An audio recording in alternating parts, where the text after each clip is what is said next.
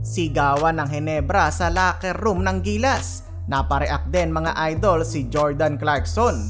Hindi makapaniwala si Coach Tim Cone, tila milagro daw ang nangyari. Tuwang-tuwa naman si Coach Chot Reyes.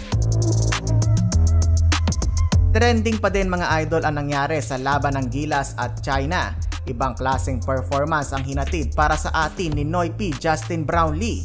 33 points, 5 rebounds at 4 assists. Pumukol ng 7-3 si JB mga idol. 17 points naman ang ginawa niya sa 4th quarter.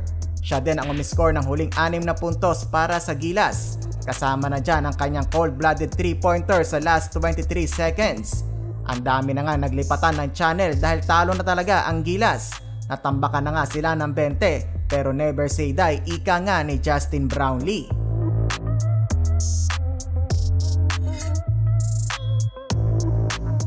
Aminado nga si Coach Tim Cone na pati siya hindi talaga makapaniwala sa nangyaring comeback ng Gilas.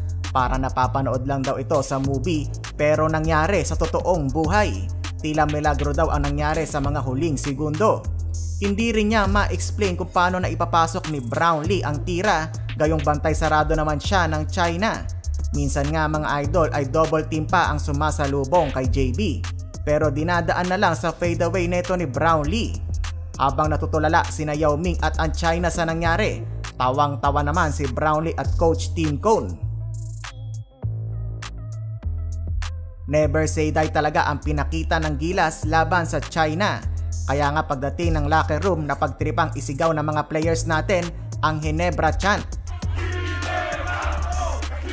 Congrats! Congrats! Congrats! Napatweet naman si kabayan Jordan Clarkson sa napakagandang panalo ng Gilas sa China. Sabi ni Clarkson, puso at may kasama pang Philippine flag. Silang dalawa ni Brownlee ang naging susi kung bakit natin natalo ang China ng dalawang magkasunod ngayong taon sa international stage. Grabe din ang tuwa ni Coach Chot Reyes mga idol sa panalo ng Gilas. Pinanood niya ito sa kanyang cellphone. Grabe daw si Justin Brownlee ayon sa former Gilas coach. First time natin makapasok in 33 years sa finals ng Asian Games. Rebanse ang magaganap sa pagitan ni Brownlee at Rondae Hollis Jefferson.